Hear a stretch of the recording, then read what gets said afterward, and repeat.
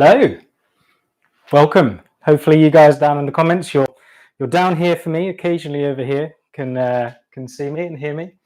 We are going to be doing some live homebrewing, so we'll see how all this works out. For those of you that don't know, my name is Molten Make. No, my channel's name is Molten Make. My name's James, and we're going to be doing some brewing. As from my channel name, you might know I do a lot of making, but I also make beer. This is quite nice. Right, so what are we going to do? We're going to turn some grain, which is in this big tub, some water, which is heating up in here, and some hops into beer. Or at least we're going to make it into the thing that yeast will make into beer. Now, if you don't know how beer is made, it's actually quite simple. It's make a porridge with barley, normally, sometimes wheat, rye, other grains, and then drain the liquid from that porridge after you've let it sit for an hour-ish. Take that, boil it with hops, let it cool down, add some yeast, and wait. Big difference between wine or cider or mead and beer is that those are kind of squash and hope. Beer, we design our recipes. There's a great software called Beersmith, which is what I've used to design the recipe for this batch, and I will share that later on. In fact, I'll share a couple of different recipes over on my website, which is maltandmake.com, as you might imagine, and we can choose what we want our beer to taste like before we make it.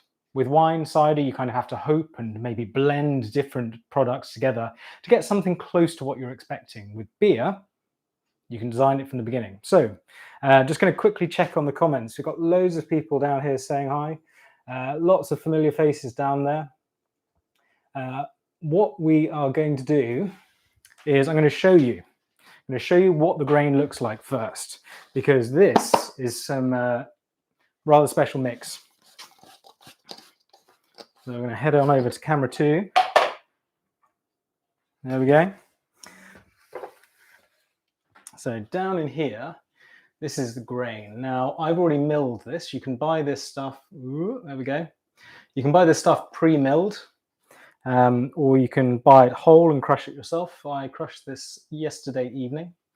And this is a combination of pale malt, which is kind of a base malt that makes up the majority, as well as some rye, which is a kind of specialty grain in bread baking that you might have heard of, as well as some crystal malt. Now, crystal malt is malt that adds a lot of sweetness. Essentially, the starch in there has been pre-cooked and turned into very fermentable sugars. Hey, James from Tinkering Rocks. Hey, Sean. So, what do you do? The first thing you need to do is make porridge. Now, on my big kit at home, I've got a huge 100-litre cylinder, and in that I put water and add the malt into it. Now, malt, you might wonder, that's just germinated grain that has then been kilned. So it's started to turn some of those the starches into sugars. What we're going to do today is use something that you might have at home. So this is a pressure cooker pot. It'll hold about 5 litres, which is maybe a gallon, maybe a bit more. I don't know. US people or people who own computers with Google access, could you tell me how much that is? That's not what I think it is. So what we're going to do is add some of this grain. I'm just going to weigh it out here. It might give you a better idea just what this looks like. So the smell from this is amazing.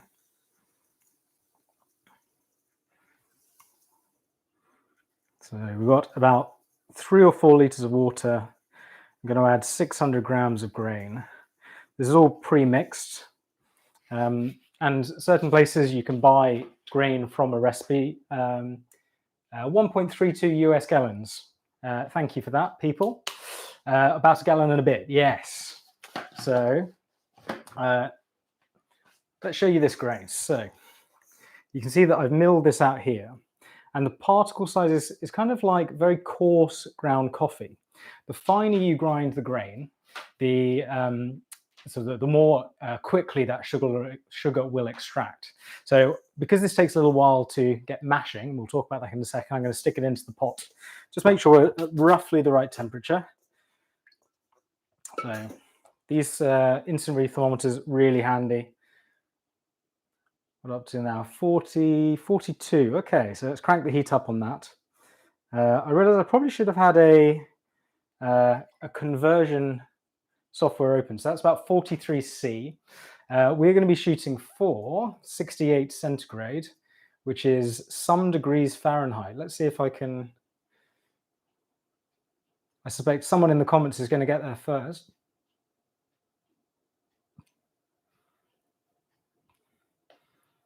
So about 150-ish Fahrenheit. So for all of you guys in America, I'm going to try and talk a bit about both units. We're shooting for about 60C, 67, about 150 Fahrenheit before we add the grain. Now, what's the point? Why not just add it to this cold water? Well, traditionally, that's probably what would have been done. You would have had your big pot sitting on top of a fire, and you would add the grain when it felt warm enough. Temperature obviously is quite a new thing, and brewing is arguably one of the most ancient drinks that we drink. Well, the reason is that the enzymes in the malt will work best at certain temperatures. Enzymes being a protein that will break down other things. And in this case, we're going to be using it to break down the starch, the complex carbohydrates, as we get to about 50 degrees, not far off now, break down those complex carbohydrates into simple sugars. So maltose, maltriose, there's a kind of 2-3 subunit polymers, so glucose, fructose, kind of that type of size of sugar molecule. And the reason is that the yeast, which is what really makes beer, we just make something called wort, W-O-R-T, or wort, if you're from slightly further north in the UK. That's what brewers make. Yeast makes wort.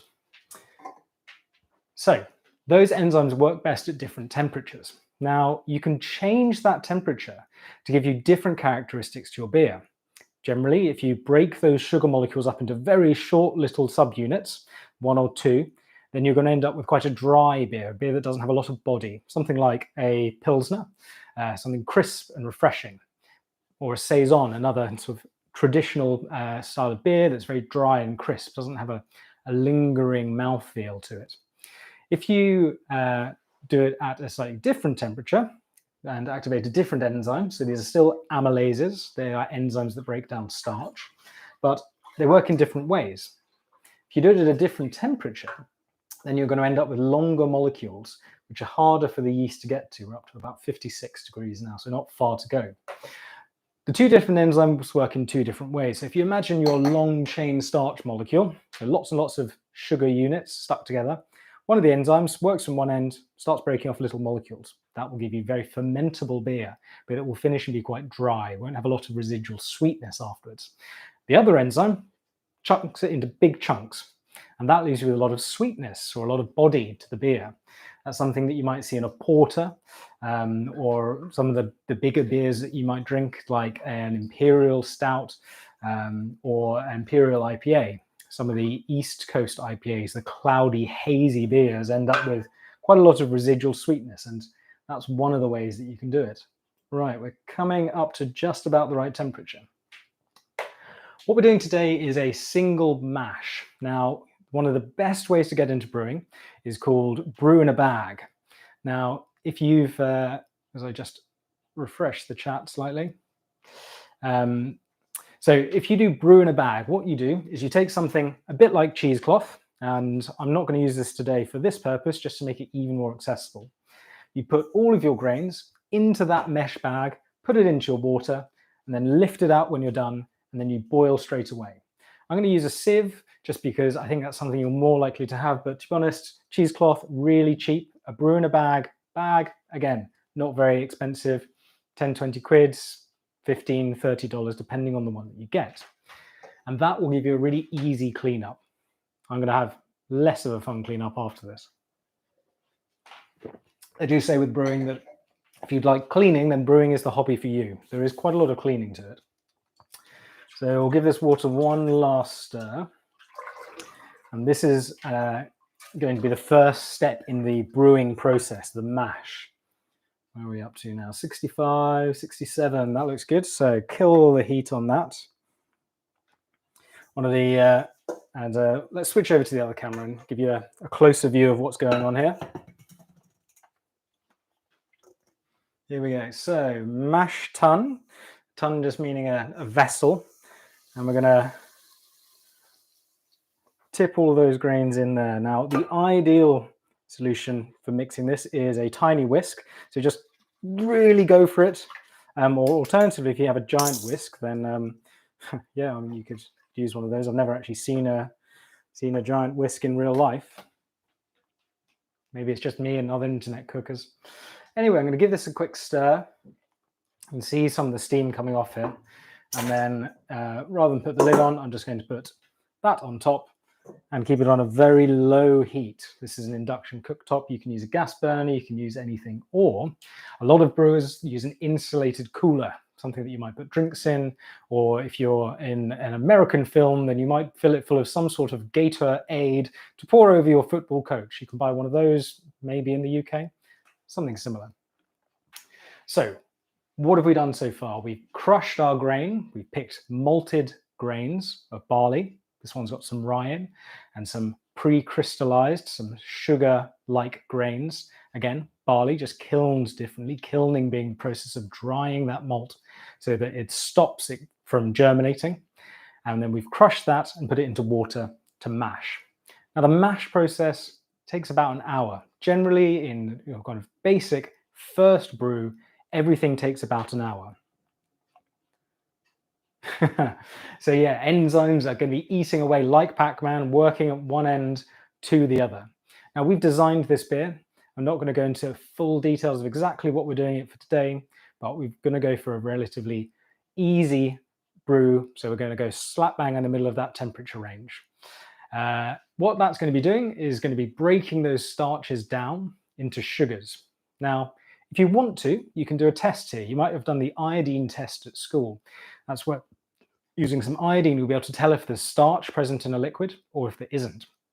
Now, often that's used to detect starch, but what we would do here is actually use it to see when there is no more starch left, when there has been full conversion. Conversion being that starch going down to simple, easy to digest for the yeast sugars. The sugars are then obviously turned into alcohol. So we would leave this in our mash tun for roughly an hour. I'm conscious of time and that we obviously won't have enough time to do a full hour mash, but what I would suggest is that that's a great place to start. There's no reason that you couldn't start with something like that.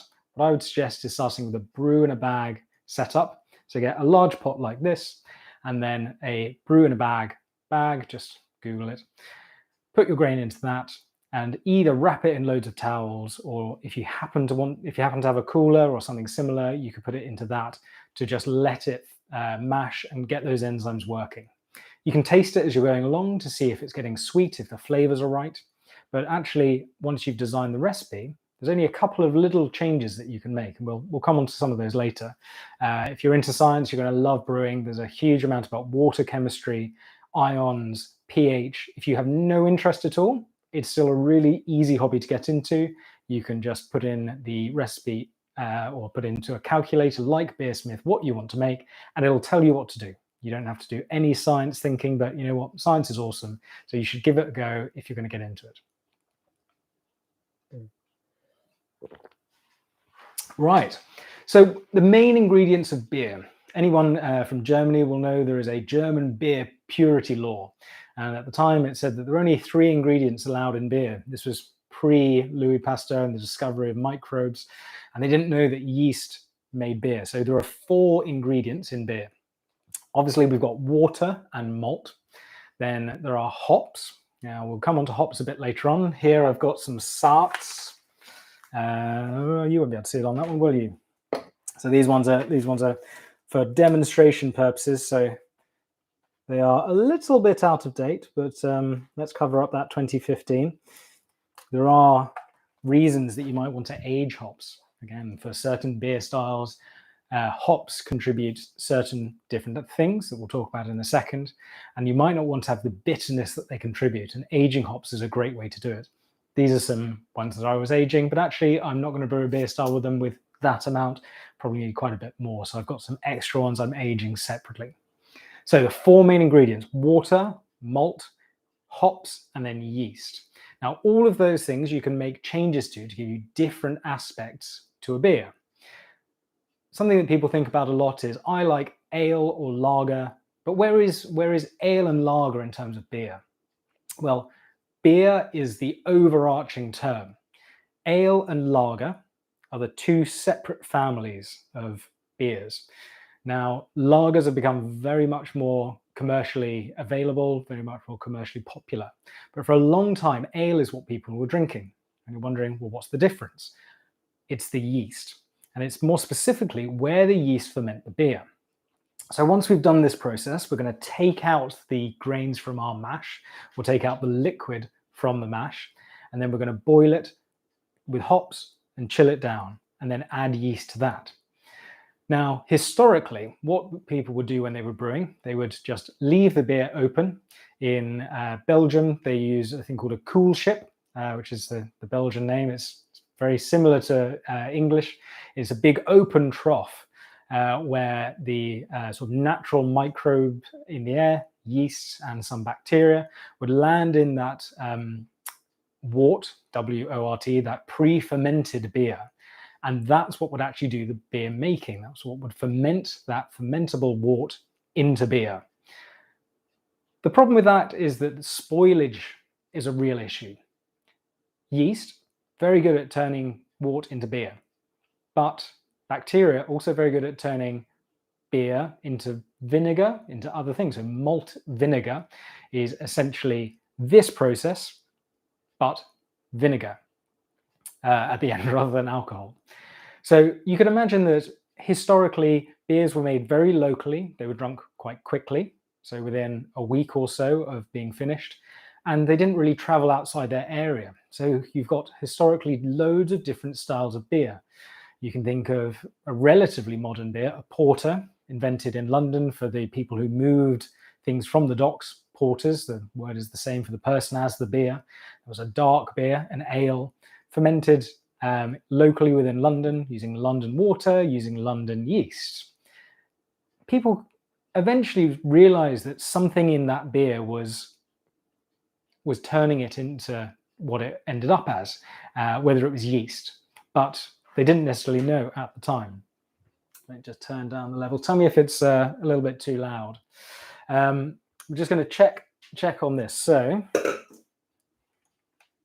flip over to the second camera. You can see, hopefully, that we've now got some action going on here. This is just staying nice and warm. I'm just going to give it a stir to sort of mix all those enzymes together. And this is kind of slightly looser, perhaps, than you might want in terms of consistency, but not far off. It's relatively thick, but still easy to move everything around. Let's pop the lid back on there.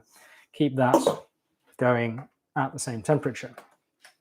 So people realized that what they were doing is turning this sweet wort into beer using something that existed in it.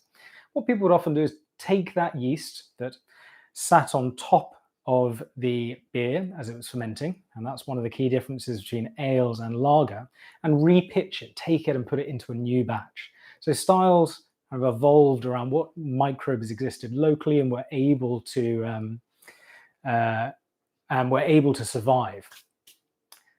So different areas had different yeasts. Now, we're still back in a time when ale was the norm. Sometimes you'd get bacteria mixing in. If you think of some of the Belgian beers, a lot of them are quite sour, and often those are bacteria driven. Beer itself does end up being quite acidic, about a pH of 3, 4, something like that. If you think stomach acid, battery acid, that's kind of a 1, 2. Water is 7. It's a logarithmic scale, but if you knew that, if you know what that means, you probably understand pH anyway.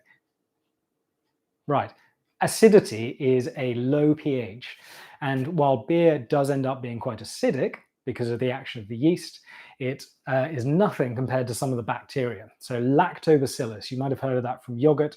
It will turn things, sugars, into lactic acid. There are other bacteria that sort of can, either infect a beer, if you think of it that way, or be part of a beer's personality. So the sour beer, something like lactobacillus, pediococcus, these bacteria form part of the beer's natural taste, making it more acidic, more sour. And equally, that's what local beers tended to be like. People were brewing ales, fermented from natural yeast, or maybe from yeast and some bacteria from the previous batch. Sanitization, sterilizing beer really wasn't a thing until relatively recently in beer's history. So they were taking those microbes and transferring them in between. And that meant that there was bacteria for spoilage and turning the beer sour, which, if you don't have the right bacteria, can be quite unpleasant after a while. So beers existed within their local environment. They were made within a town, within a county perhaps, and not really shipped any further. There was no refrigeration to keep it cold. Then refrigeration really turned things around. It was the first industry to be massively changed by ice, and that's originally how refrigeration happened. People would take sheets or chunks of ice and transport them. And the brewing industry realized that actually you could transport your beer even further if you kept it cold, which is why we keep beers in the fridge, which is why we drink beer that is relatively cold. Jokes about English beer being cold, well, it tends to be jokes that they're warm. They're not really warm, they're sort of 10 degrees C, that's something degrees Fahrenheit, versus kind of 3-4 degrees for a lager. So those beers were then able to be transported out of the area. The ones that tasted better did the best. At a similar time in Germany, they were figuring out lager yeast. Lager essentially means to store. So it's not the process being any different, it's what you did to the beer afterwards. Now in Germany and in parts of Europe where there were areas that were cold all year round, or caves that could be kept cold and stay at a relatively cool temperature, you could ferment the beer. That's the process of turning what we're doing into beer with yeast at a lower temperature. So an ale, you might be fermenting at 20 degrees C. That's 7 something T Fahrenheit. Who knows? Let's check on that, because temperature is probably an important 68. God, I'm getting better at this. So that's the temperature you would ferment an ale at. Now, these are yeasts that sit on top of a beer and they ferment in a warmer environment, and they turn, that's what people had for a long time. With lagers, it's a same family of yeast, same Saccharomyces, but rather than a Saccharomyces ale yeast, it's a Saccharomyces pastoriensis or Carlsbergenesis. Carlsberg being the first big commercial brewery to ferment lagers, and hence why the Saccharomyces was given the name Carlsbergenesis, later named Pastorianus after Louis Pasteur. So lagers are fermented cold. They are fermented at probably about 12 degrees C, which is 50-ish degrees Fahrenheit. So that's one big difference, temperature. And then the yeast for lager ferment at the bottom, ales ferment at the top. You can make styles that are very similar. For example, the steam beer is a American beer, originally sort of California based. Anchor Steam, or Anchor Brewing make a beer called Anchor Steam. Is very well known sort of as a kind of the archetypal steam beer. Now that is a, get this the right way around, it's a lager style of beer, but it's brewed with an ale yeast. You can do the opposite. You can brew ales with a lager yeast, but let's not get off track today. We're easily going to be doing that enough already. And interestingly, let's go off track. Anchor and a lot of American breweries have, like Busch, were started by people who emigrated from Germany and the surrounding areas. So they're brewing a German-style beer with they're brewing a German-style lager beer using ales, which is what they could get at the time. So what have we got to? We've learned that there is beer, and then there are ales and lagers. This is a lager, as it happens, and that the yeast is what makes the difference. So the same process applies to both, but then you ferment with a different type of yeast. So historically, lagers became more popular. So Pilsner from Pilsen, some of the German beers that you might be aware of, sort of Marzen, Helles, Doppelbock, those are all lagers, but really it's the Pilsner that became the most popular beer. And largely that's because it could travel a long way. This was a cold fermented beer. that meant it was a lager, fermented cold, lagered. It's stored in cold temperatures for a long time, which gives it a relatively clear appearance, prevents bacteria, spoilage bacteria from getting into it. And that meant it could be distributed much further afield. So people tried this, they liked the flavor. And so these breweries that were brewing Pilsners could export them eventually around the world, which is where we end up now. We end up with the large breweries, kind of AB InBev, Anheuser-Busch, and a few other relatively large breweries controlling the large majority of the market share. Brewing beers like this, brewing essentially fizzy yellow beers that are easy to drink. They are relatively flavorless compared to some of the ales, but they are a really pleasant style to drink. I'm not the sort of person to hate on lagers. I quite enjoy them myself. But the majority of beer you're going to get out and about is going to be Pilsner. What we're going to be doing is making an ale, and we're going to be doing a slightly dark ale as well. Let's check in on how we're doing here. So you can start to see that things are settling out a little bit. So if I dredge this up, you can see the grains sitting at the bottom. Now, on a commercial basis, what happens is this vessel here is called a mash tun. And then this mixture, once it had been mashing, and once the enzymes have had a chance to work for a while, will be transferred into a lautering tun. That's L-A-U-T-E-R, which is a big, wide, flat vessel. So the grains could settle to the bottom. And then you could drain this liquid out from the top to the bottom while pouring water on top of it. And that's the next process. So I'm just going to quickly check in the comments, then we're going to talk about lautering and draining that sweet wort, which is what we're making, into vessels. So just a few people in the comments. We've got lots of people there. Brickhouse Craftworks, Andy Berkey, Tinkering Rocks, Jake Thompson. A couple of those guys are going to be on later. Valerie's Crafty Attic. Hello to all of you. Wayne Bigfoot. Who else? Multi Awesome Studio. Chris Cute. Thanks for joining, guys. This is really nice to see so many of you turning out, and hopefully this might inspire you to give it a go brewing at home. It's actually a very simple process. So we'll get this covered back up again. Let it keep mashing for a while. I keep wanting to say fermenting.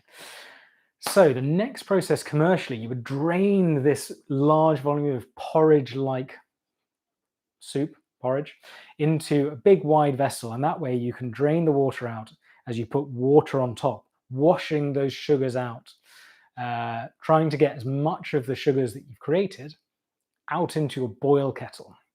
Now, the boil kettle is the point at which beer starts to become sanitized. You probably know that for a long time historically, beer is what everyone drank. Well, how true that is up for debate, but beer is something that was drunk a lot of because it was safe to drink. Water, when you boil it, most of the time is safe to drink if there are toxins, etc. But what brewing does as part of the process is boiling, and that is the key part as to why it was so popular, why it was drunk by people of all ages. And that type of beer is not the beer that we're thinking of today. This is a beer made with grains that you might have around you. It's a low strength beer. This standard lagers are about 4%. You can go all the way up to 12, 14% with most yeast. You can go further with clever processes like ice distillation. So an Eisbock, a German lager, a nice German lager beer made in a traditional way. They then freeze. The water in the beer is taken off as a frozen block, and you're left with a concentrated, syrupy, alcoholically yummy thing, which can be quite high in a percentage. But the beer that people drank historically was much lower percentage.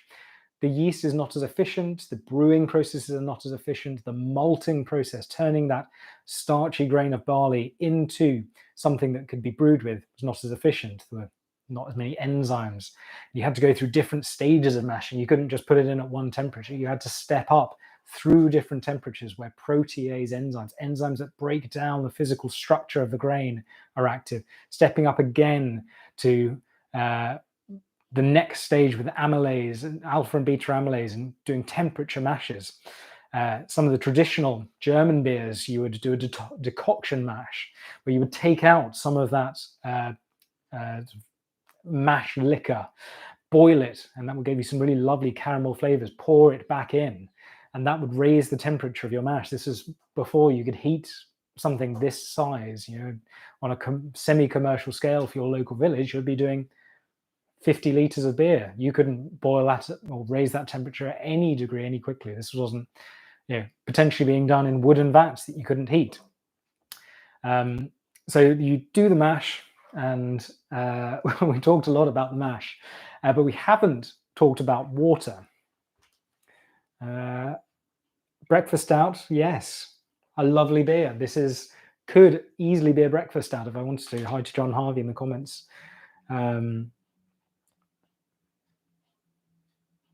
There we go. Yes, Copper Ale Wood Turning, Bell's beer. Bell's, I think, have just sold up. I think really good beer from Bell's. Anyway, so water is the largest component of beer. We've said that, you know, historically you're drinking a lower alcohol beer, 2-3%.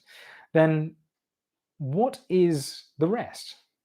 2 or 3% alcohol, a few percentages of flavor compounds, and then at least 90% water in the majority of cases. So what are you going to do with your water? Historically, you'd use your local water. So people often talk about Burton-on-Trent for IPAs, brilliant water for brewing. People talk about Dublin for making Guinness's distinctive flavor. Now, that's very true to an extent. Think of London. We talked about the London Porter, a beer brewed with dark malt grains that had germinated and been kilned to stop them fermenting, stop them germinating, stop them growing anymore. And the longer you heat that and the higher temperature you get, you will change the flavor and change the color. Now, originally this was done over wood fires, and historically you would have things like a Rausch beer, a beer that was smoky. It's got a lot of flavor just from the kilning process. As we became more mechanized, we ended up having electric or gas-fired kilns that could kiln grain to a relatively low temperature. Again, all of these changes happened at a very similar time to give you Pilsner, the world's most popular style of beer, light in color, lager, low flavor. So with a porter with dark grains, it was suited well to London's water. Now, here we are in London, we've got relatively hard water. What does that mean? That means it's got lots of minerals in, and it's relatively, for brewing, going to have a lot of alkalinity to it. A lot of residual alkalinity is a term that people talk about. Now, those enzymes, we've talked about temperature, but they like to work at certain pH, certain acidity levels. And it's about 4.2, 4.4 pH. Again, it changes with temperature. It's slightly more complicated than that, but a really interesting rabbit hole to dive into. Now, if you live in an area like London with hard water that's got a high residual alkalinity, is not acidic, you can have a quite acidic grain. Now, kilning it to a high temperature produces natural acids in that grain. So with a dark beer and an alkaline water, you ended up with a beer that was perfect for London, using what water we had available, what grain kilning temperature, the darkness of the beer, or of the grain. And you can see that in this, I've got a relatively dark mash here. Now, again, that will be contributing quite a lot of acidity to the mash. So having a style of water that works well with your grain is historically how things tended to occur. So any guesses for Pilsen in the Czechia now, Czech Republic for a while, and something else before that when it started, what their water's like? I will let you guess in the comments for a second.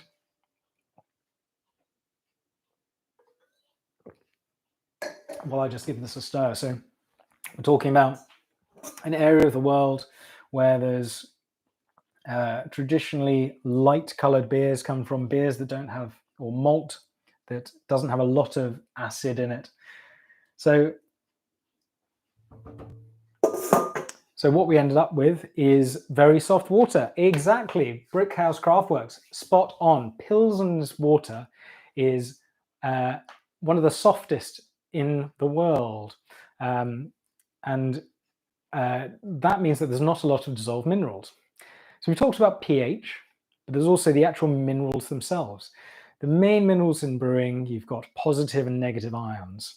So these are just what happens to salts, whether that's sodium chloride table salt or magnesium sulfate, Epsom salts. These are all types of brewing salts or water salts. So we have sodium, magnesium, chloride, and sulfate. So sodium and magnesium are positive ions in solution, and sulfate and chloride are negative.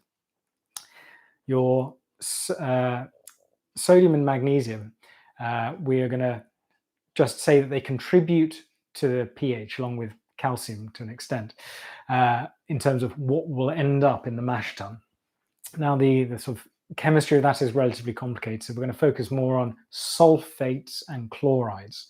And the balance between those two is what affects how malty a beer is or how bitter a beer is.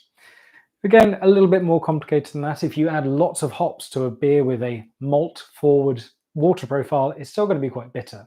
But if you look at IPAs, so India Pale Ales versus sort of the east coast of the US and the west coast, they're two very different beers. So a West Coast IPA is dry relatively and bitter. It's got a strong hoppy bitterness to it, piney flavors, but the bitterness is quite kind of punch in the face bitterness. There was a while that the more beer nerdy you were, the more bitter an IPA you could drink. Now there's been a shift on the East Coast to these East Coast IPAs or these New England IPAs, and they are very different. They're soft, rounded, and while they have different flavors as well, the hop bitterness just isn't there, but it's a very similar style of beer. And again, your sulfate to chloride ratio is what's going to determine that a lot. Glad I'm making someone feel smart. So I'm going to have a drink of this while I think what to say. I'm going to say that we've got about 20 minutes left. So this has been sitting in here for hopefully long enough.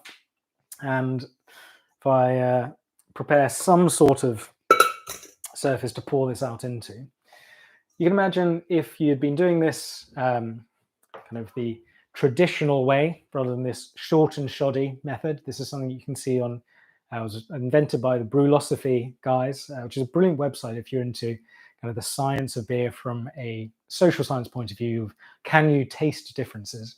Let's not bother doing it for the entire length of time. Let's do it for roughly that long. And so if you've got a sieve, sieve is perfect. I'm going to pour that just through this. If you don't have a relatively fine mesh sieve, then you can use cheesecloth, or if you've done the brew in a bag technique, BIAB, you'll be saving yourself a lot of time. So this is what we've ended up with. This is our sweet wort, and we're going to be transferring that into a bowl and then back into this for the boil. Of course, if you're doing the brew in a bag method, then you don't have to worry about that. You just take your grains out, put them there, but not everyone has that. Right, let's see how well this is going to go. Cross your fingers.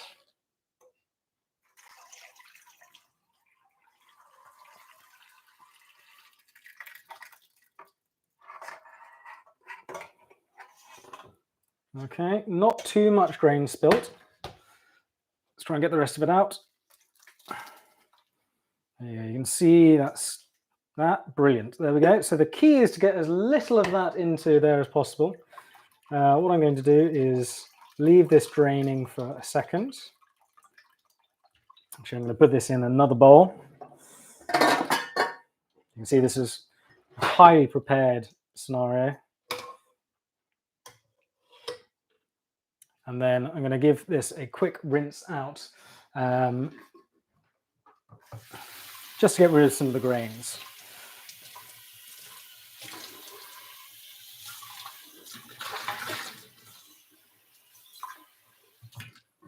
Okay, there we go. So now we've got our relatively clean-ish brewing pot back. We're rinsing some of those grains, and I'm going to get rid of those as well. Actually, you can turn these into dog treats, into biscuits. It's really still quite sweet, particularly if you don't mash it for all that long.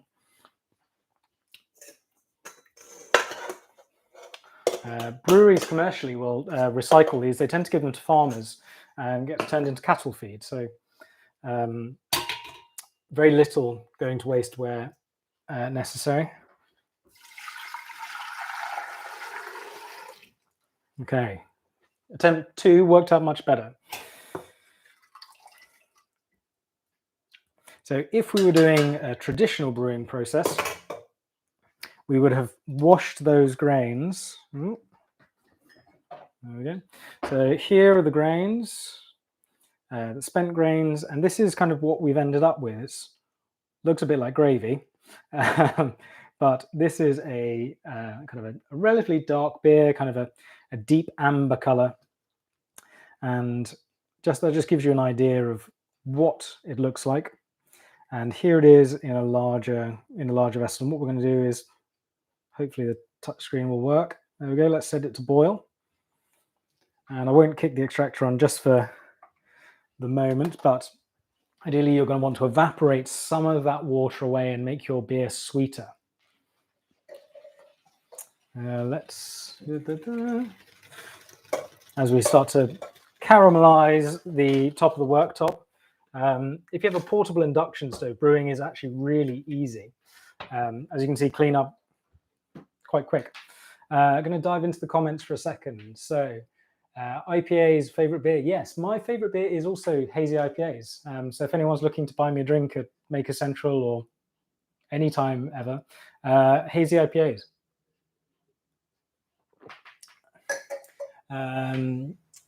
We're talking about Annie Berkey dog treats. Yes, Fiona, I'm sure would love them. Every dog I've given them to, they're really good. Spent grains, bacon fat, and that's more or less enough. Occasionally a little bit of flour, just some starch to bind it together. Works really well, and they can be frozen, so you can freeze that grain and make it anytime you want. Spent grain can feed crickets. Did not know that. Good to know. Creeper Deficient taking part in Team Shark Attack for Movember. Good on him. John D. Harvey, not a huge fan of West Coast IPAs. We've talked a lot about beer, John and I. Had a few of them together too. Hopefully some more soon. So what are we doing now? We are boiling this. I'm going to add the rest of it in semi-dramatic fashion, not looking. That worked. So we are going to boil this, and I will, hopefully this isn't too loud. Shout at me in the comments if the extractor fan's annoying. We're going to start boiling this, and to speed things up, I will actually, I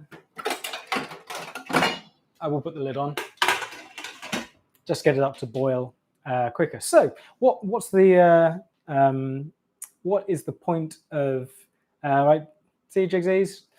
So we can hardly hear it. Good. So we are boiling this wort now, and we've talked about historically the reasons for doing that are that it will sanitize the beer. This was originally done at a time when people didn't know why. Hi to Andy Pugh for joining. So we are sanitizing it, sterilizing essentially up to a certain point. And in that process, we are doing a couple of other things. So first of all, we are boiling off some water. There's an amount. Most beer calculators will tell you how much water will get boiled off in a length of time, concentrating those sugars. We are also, when we add hops, and hops, again, relatively new to beer. Historically, Gruit was a beer-like drink that was made with bitter herbs. So hops are a new addition. And the reason that hops became popular, much like the reason that lagers became popular, is to do with spoilage. Hops have got natural chemicals in them that are preservative. So the traditional story told about India Pale Ales is that breweries would make them for ships going to India. They would fill them full of hops so that they wouldn't spoil on the long journey over. So an India Pale Ale is like a traditional pale ale with more hops. And that's why they're called IPAs. That's why they're called India Pale Ales. Again, how true that story is of little concern, but I think it's a nice historical fact and reminds you why hops are added to beer and why they're so popular. It prevents spoilage, but they are also delicious. Hops, Humulus lupus, lupus meaning wolf. They are the wolf of the hedgerow. They grow wild. And of all the herbs traditionally used, these ones became the most popular. So we're going to switch over to Cam 2 just to show you what's happening here. Now, this is not just a mix of carbohydrates. Now we've got up to a boil, you can start to see, hopefully, that it's just about coming together in terms of the foam. Now, this is the hot break, and you've got to be very careful at this point. As you can see, once it gets to a point here, that foam is going to start rising up. Now, you want to get a good rolling boil. Just turn it down for a second, because the proteins that exist in the beer, you're going to want to coagulate them. In other words, change their chemical structure such that they stick together. And you can see that this is quite cloudy at the moment. When it has been boiled for a long time, then it will clear up, partly from the hot break, this boiling of those proteins, and you can see a lot of them are forming that surface scum, sort of. You don't need to skim this off. There's a couple of homebrewing phrases that you'll get to learn. One is don't fear the foam. This is just very natural. It's not like making traditional stock that you'd want to skim stuff off the top, but you don't want it to boil over the top. So just keep a close eye on it during this phase. A little tip: if you've got a stainless steel mash paddle, so if you're stirring this with a big metal spoon, then that's a great thing to stick into the wort. It takes a lot of the heat out of it, and will stop it from boiling over. So the hops. What have we got? James, where does mead fit into the history and chemistry? So mead, and I've made a bit. Actually, I got married recently, and that was one of the wedding favors that I gave out was mead. Mead is a more ancient drink than beer. It's very hard to make. It's very easy for humans to make. It's very hard for yeast to make. While we talk about that, I'm going to just open this packet of hops. This is a lovely knife made by a friend of mine called Rasmus. I wouldn't look at him online. He's quite annoying most of the time. Rasmus Lowen-Smed, of course, very close friend. He has tried the mead that I made. Now, hops are going to go into here. We are going to put in roughly that many. That's about that many imperial. And that's right at the beginning, and they're going to boil. So we're going to talk about the hops in a second. But mead is an ancient beverage that has been around a long time because it's relatively easy for humans to make. You add water and honey, and that's it. You let it ferment. But for yeast, it's incredibly difficult. Honey is 90-something% sugar. There's very little protein. There's very little for them to make. Very little nitrogen-containing material for the yeast to turn into proteins, which are essential for cell division and multiplying and enzymatic metabolism, as well as fats. There's no lipid in there, or very little anyway. And it makes it difficult for the yeast to ferment because they need lipids to form the sort of cell walls. So mead has been around for a very long time, and the difficulty with mead is that it's hard for the yeast to ferment because of the lack of protein. Wine is a little bit easier, cider a little bit easier, beer much easier. There's plenty of proteins in beer, and you can adjust things as well. Now, hops. Hopefully, Andy, that answered your question. Hops. So hops do two things. Hops add bitterness. So if you boil them for a long period of time, what you're doing is isomerizing. That's a chemical change in what they're called alpha acids, which are part of hop naturally. and you're isomerizing them to something that is soluble. So it will be able to dissolve into your wort, your beer, and that will make it bitter. But you're also adding a lot of volatile aromas. These tend to be organic compounds, obviously. Obviously, if you've done enough organic chemistry, these are things like terpenes. They are oily, resiny, and so you've got West Coast IPAs with a lot of hops. Those are piney, resiny, really sort of pine tree-like flavors. But on the opposite end, you've got East Coast IPAs, which use a different type of hop. Same bitterness, but they will give you different flavors. So there's a fruit-like sort of stone fruit, peach, plum. You can get strawberry. There's a German hop called Hull or Huell melon, which gives melon-like flavors. But they're sort of within the realm of hop, in the way that bread still tastes like bread, but you can have other flavors depending on the grain. Rye will add a nuttiness. Still tastes like bread though. Hops don't taste like peach. They taste like a bit peachy or a bit piney. Your growing regions for hops tend to be temperate areas, which is where beer was made. So the United Kingdom, obviously mainland Europe. In the US, it's Washington, the Yakima Valley are the sort of best known places. And do hops from different parts of the world have significantly different flavor profiles? Yes, they do. Very well timed point, Andy. That's just what I was about to say, is that aside from Yakima Valley and Washington State, there's also Australia and New Zealand. And traditionally, British hops have kind of got an earthy flavor. European noble hops have got that kind of what lager smells like, good lager smells like. It doesn't have a very distinct aroma, but slightly floral in a way, not a sort of bunch of flowers, but a floral undertone. American hops tended to be piney, resiny, and then New Zealand hops tend to be, Australia and New Zealand tend to produce kind of peach, fruit, stone flavors. There's a Nelson Sauvin, or Nelson Sauvin is a hop from New Zealand and is meant to taste like gooseberries, a bit like a bit like Sauvignon Blanc. So kind of different areas of the world produce different hop characteristics, I suppose. And interestingly, you can grow. I'll just show you what's happening here. Those hop pellets we had here. So this is what we've put in. These are compressed hop flowers. No, you don't need to see the settings. These are compressed hop flowers. The flowers grow on things called bines with a B, not vines. And you can see that they've broken up almost completely in the boil if it will not focus on the steam.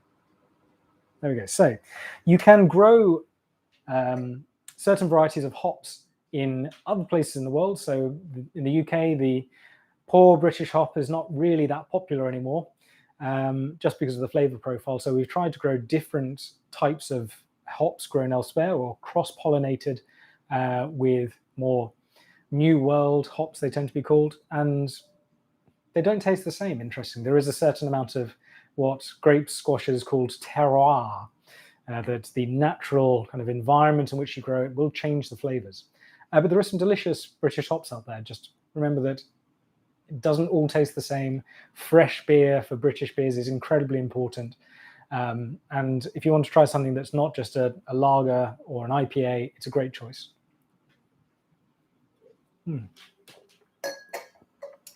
Rogue Juniper Pale Ale. Yes, I've had Rogue. I went to the US a few years ago, and Rogue made a lot of lovely beers that I had 7 or 12 of. IPAs are intended for the British upper classes, officers who lived abroad, or India porters intended for the middlist class. I'm not going to doubt that, John. You sound very correct. So with 5 minutes left to go, we are going to just skip through the rest of the process. So we would boil for roughly an hour, aiming to get to a sugar content, and that's something we haven't measured here, a specific gravity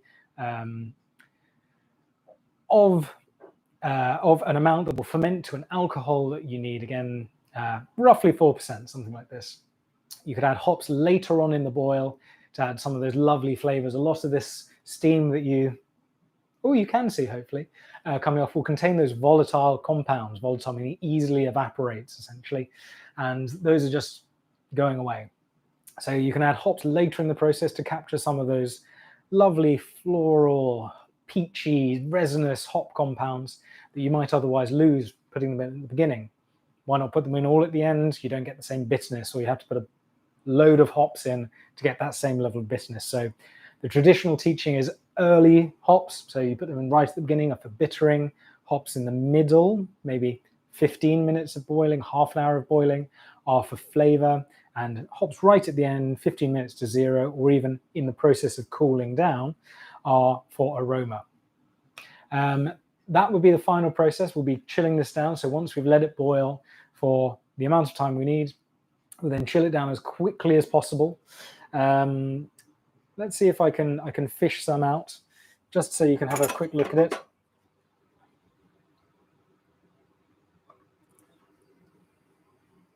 So let's see how well that's showing up. You might be able to see that it's gone from being hazy to being cloudy. I know that's a very subtle difference, but there are small little pieces now that are formed inside.